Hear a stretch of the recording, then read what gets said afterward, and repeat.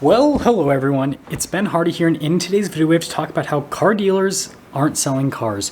Before we get in this video though, as always, if you want to save time and money the next time you purchase a car, link to my car buying guide in the description down below. And then if you want to see more videos just like this, then I recommend you subscribe because I post content every single day. Let's get into it.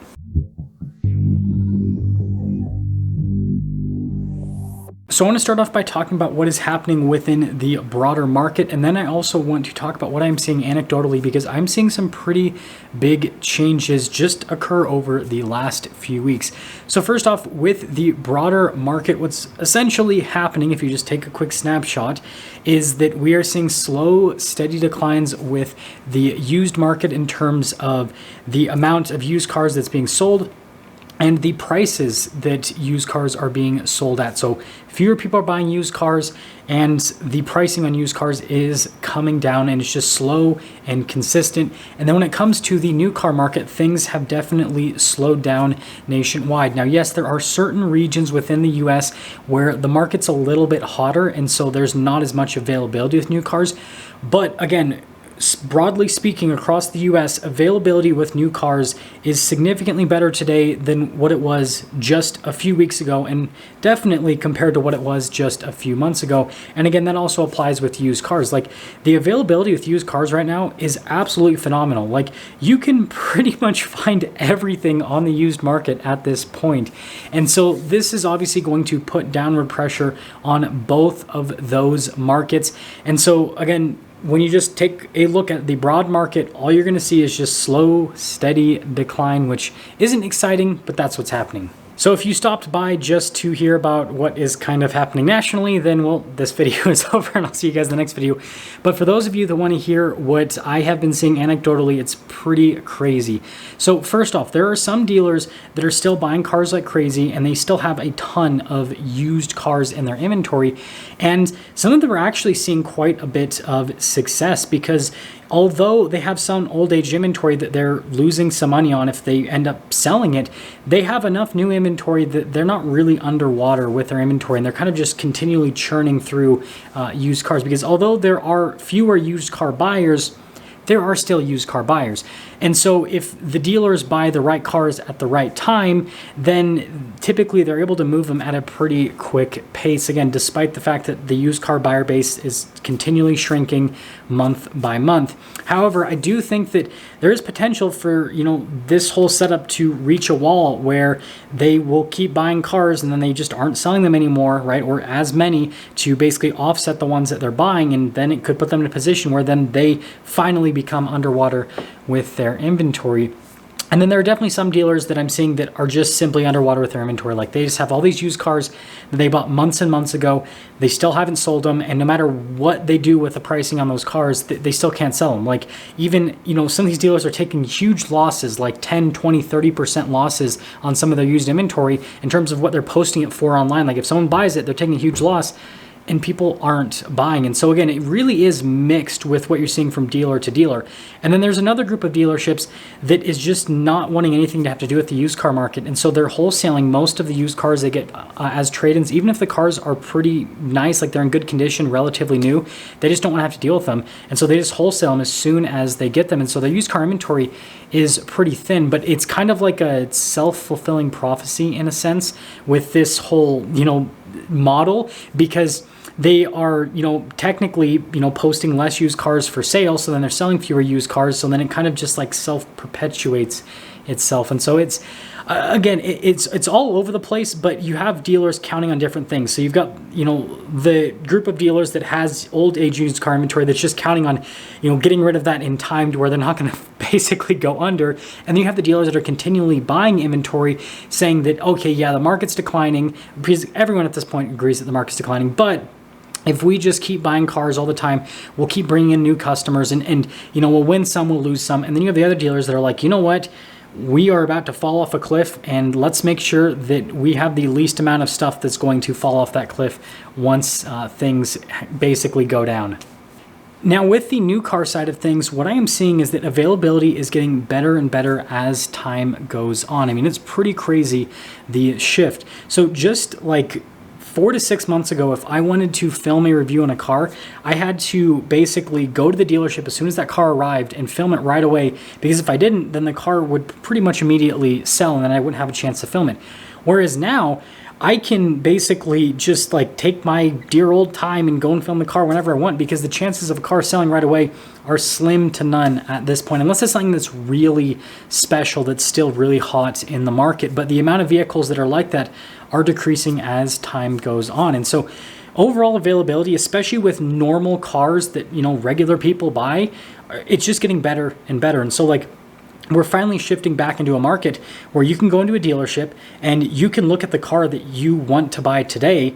Like, you can go and look at it, test drive it, negotiate it, and then leave today. You don't have to go and drive some mannequin car, right? And then order your car and hope that the manufacturer gets the options right, and then, you know, hope that you get your car within the next, you know, few months, and then it ends up being, you know, 6 months, a year, whatever it may be. And so it's again putting the car market more in a normalized car market. And I want to talk about that later in the video.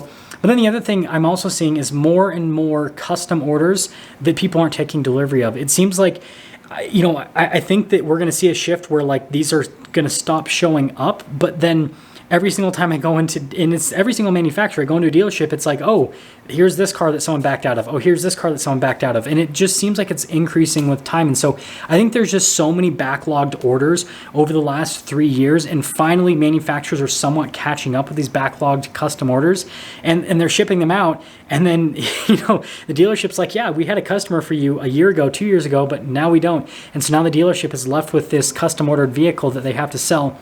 But what I will say that is, I guess, somewhat good news for dealers is some of these custom ordered vehicles are very appealing to people that have been waiting over for the last few years to get, you know, better deals on vehicles. And so I'm seeing a lot of these, you know, sit on lots, but I'm also seeing a lot of them sell, a lot more than I initially expected. I thought that, you know, because of some of the weird options some of these vehicles might have, that they wouldn't sell, but they're actually selling, which is surprising. And then the next thing that I'm seeing happen more and more is that there are actually fewer cash buyers, you know, percentage wise with dealers. There's still a lot more cash buyers than what is typically seen in a normal market. I mean, there are dealers telling me that they have a cash buyer rate of 30 to 50%, which is way more than what you normally see. Normally it's in the 10 to 15% range, but it seems like cash buyers are starting to somewhat slowly pull back. And you know, I don't really have an answer as to why this is happening, but my best guess is that people have simply run out of money at this point, right? They've spent all their money over the last few years, and so there's no more cash to be spent.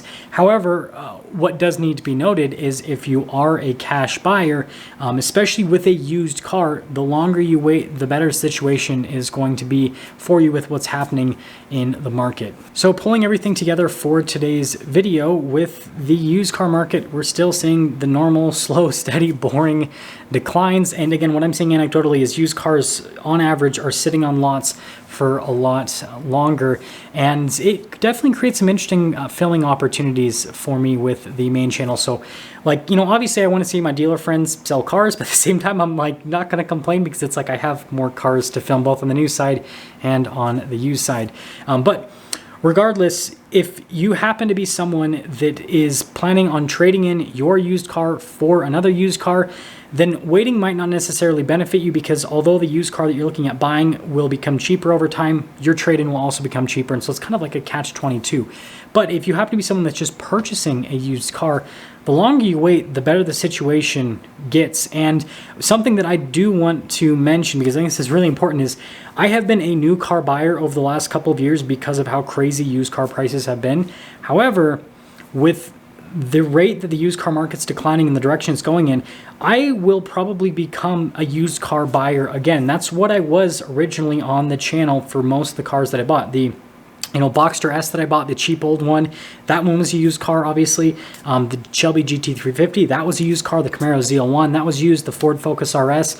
So I bought a bunch of used cars back in the day, but obviously once I saw the market go into euphoria, I pulled back naturally, because I'm like, yeah, I'm not going to be any part of this. I'm not going to, buy a car when they're this expensive. But they're starting to get to the point where me, as someone who's constantly in the car market, is starting to be like, okay, that looks a little bit more appealing. Still not appealing enough for me to jump in and bite, but I'm like, there's some potential for certain vehicles that'll make sense in the future.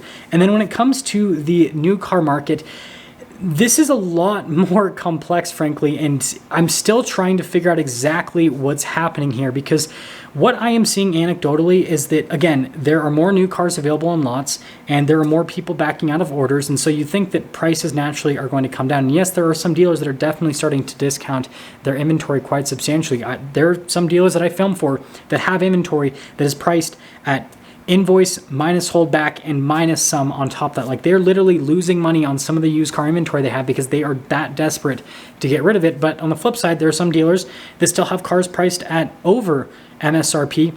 And the thing that I find just absolutely fascinating is sometimes the dealers that have the cars priced at over MSRP, just because the product it is, they sell it way faster than the dealers that have the cars discounted all the way. It seems like we really have this like split in the market where you have people that are going after these desirable, what they consider desirable vehicles and willing to still pay all the money for them.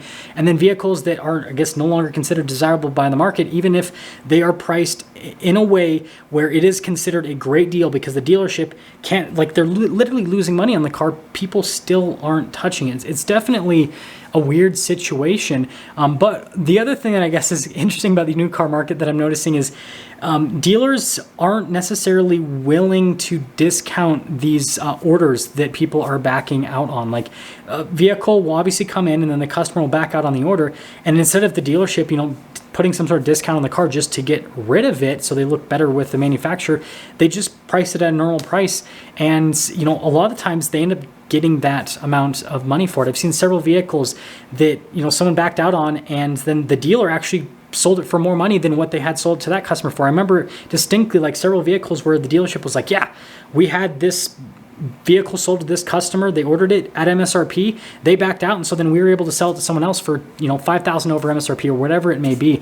And so again, the market, like right now, and that's why the videos might seem all over the place, is because the market is all over the place because there's so many different localized markets and there's just a lot happening, and it really just depends on the dealership and the customer and perception with both of those parties. So to fully cap off today's video, the car market is declining, but it also doesn't make any sense within certain areas. And so what I would have to say that would be probably the best piece of advice for someone that is trying to navigate this market with everything that is happening is just be patient with the deal that you're working. And if you find a great deal, then I don't really see the point in passing up on it. But if you can't find a great deal, then, be patient and wait for a great deal to come. There are a lot of people I've noticed that have like jumped into this camp of, I'm going to wait. And this is why I made a video talking about this. I'm going to wait 60 days. I'm going to wait 90 days. I'm going to wait 120 days. They're like just throwing out this random amount of days they're going to wait until they buy a car. And it's like, here's the deal. There are good deals that you can get today, and there will be good deals that you can get in 60 days, 90 days, 120 days. Now, is there a chance that the deal that you get today could be worse compared to the deal you get tomorrow? Yes, but there's also a chance that the deal that you get today could be way better than the deal that you get tomorrow. And so you just need to educate yourself on the vehicle that you're purchasing. You need to know everything about that vehicle, the market on it, so then you know if you're getting a good deal or not. And if the deal is really good, then I don't see the point in waiting, because it's like, could it get better? Potentially, but depending on the type of car you're looking at, it may or may not get better. And so focus on the vehicle that you're looking into purchasing rather than trying to focus on the entire market. Anyways, that's going to sum things up. I'll see you.